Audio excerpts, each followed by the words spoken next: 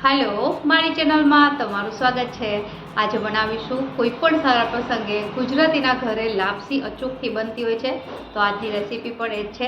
अरे आ लापसी छे एकदम छुट्टी कई रीते बने एनी माटे तमारी पासे लोट पाणी अने गोळनुं परफेक्ट माप होवुं खूब ज जरूरी छे।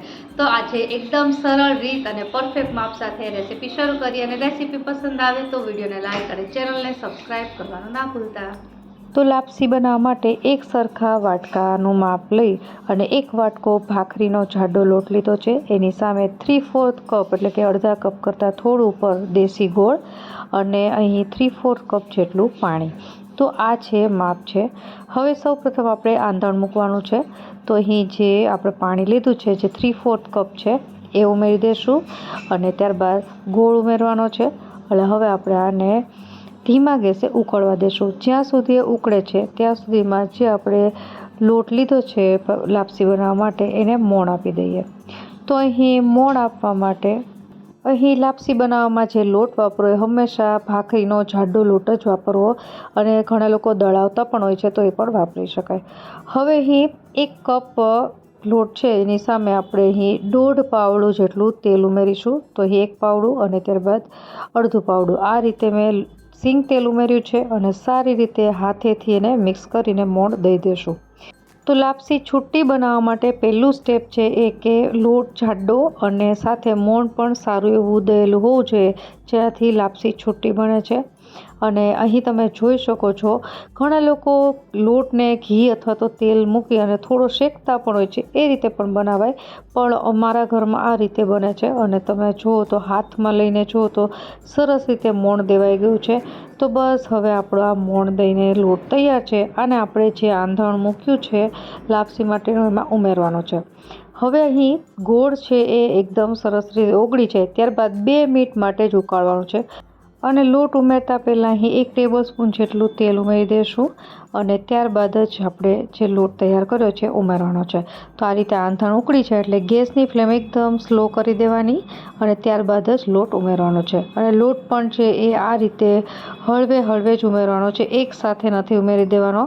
તો તમે જોઈ શકો છો કે લોટ છે એ આ રીતે ઉપર સરસ રીતે લોટનું લેયર થઈ ગયું છે અને આ લોટને પણ આપણે તરત જ મિક્સ નથી કરવાનો, આ રીતે હાથેથી થોડો ફેલાવી દેવાનો અને અહીં ગેસની ફ્લેમ સ્લો જ રાખવાની છે, ખાસ યાદ રાખવું। અને હવે લાપસી છે એ તપેલીમાં નીચે બેસે નહીં એટલા માટે મેં અહીં એક જાડી લોખંડની લોઢી લીધી છે એના પર આપણે આ તપેલી રાખી દેશું અને ત્યારબાદ હવે વેલણની મદદથી આ રીતે ખાડા કરવાના છે। ખાડા કરવા ટાઈમે પણ લોટ મિક્સ ન થાય એ ખાસ યાદ રાખવાનું, આ રીતે હળવે હાથે વેલણની મદદથી ખાડા કરી દેશું અને હવે ગેસની ફ્લેમ સ્લો જ રાખવાની છે અને ત્યારબાદ અહીં ઉપરથી કોઈ પણ ઢાંકણ ઢાંકી અને આને 15 થી 20 મિનિટ માટે સ્લો ફ્લેમ પર ચડવા દેશું। 15 થી 20 મિનિટ થાય એટલે આપણે ચેક કરીએ। તો 15 થી 20 મિનિટ થઈ ગઈ છે અને તમે જોઈ શકો છો કે જે આપણે લોટ ઓરીને રાખ્યો હતો એ આ રીતનો દેખાય છે। હવે વેલણની મદદથી આપણે મિક્સ કરી દઈશું। જ્યારે પણ તમે લાપસી બનાવો ત્યારે ગેસની ફ્લેમ હંમેશા સ્લો રાખવી અને લાપસી હંમેશા ધીમા ગેસ પર જ બનતી હોય છે। કોઈ એમ કે ઇન્સ્ટન્ટ લાપસી બને તો નહીં, આ વસ્તુ એકદમ ધીરજવાળી છે, એકદમ ધીમા ગેસે પાકેલી લાપસી છે, એનો સ્વાદ ખૂબ જ સરસ હોય છે।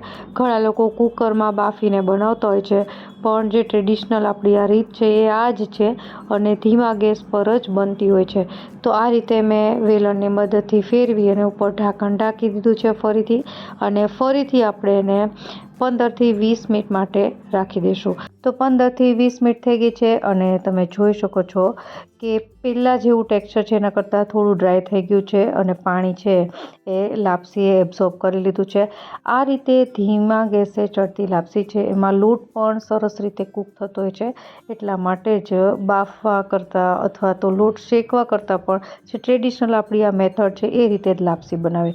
હવે ફરીથી ઢાંકણ ઢાંકીને લગભગ 7થી 8 મિનિટ જેવું રાખીશું. હવે વધારે વાર રાખવાની જરૂર નથી અને તમે હવે 7થી 8 મિનિટ પછી ચેક કરશો એટલે લાપસીનું ટેક્સચર છે એકદમ જે આપણે છૂટી લાપસી કહીએ છીએ ને એ રીતનું થઈ ગયું છે. તો ટોટલ મેં 3 વખત આ રીતે વચ્ચે વેલણ ફેરવતા જઈને રાખ્યું છે અને સૌથી છેલ્લે આપણે અહીં 1 થી 1.5 ચમચી જેટલું ઘી ઉમેરીશું.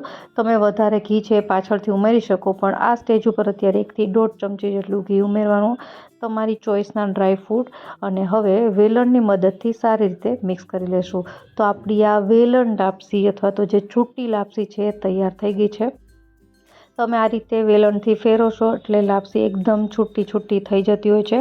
પણ આ વસ્તુ માટે પહેલી વસ્તુ તો પાણીનું માપ ખૂબ જ જરૂરી છે. જેટલો લોટ લ્યો એના કરતાં અડધું પાણી લેવાનું અને અડધા કરતાં થોડું વધારે લ્યો તો ચાલે, પણ જેટલા લોટ છે એની સાથે એટલા ને એટલા પ્રમાણમાં જો પાણી લેશો તો લાપસી છૂટી નથી બનતી.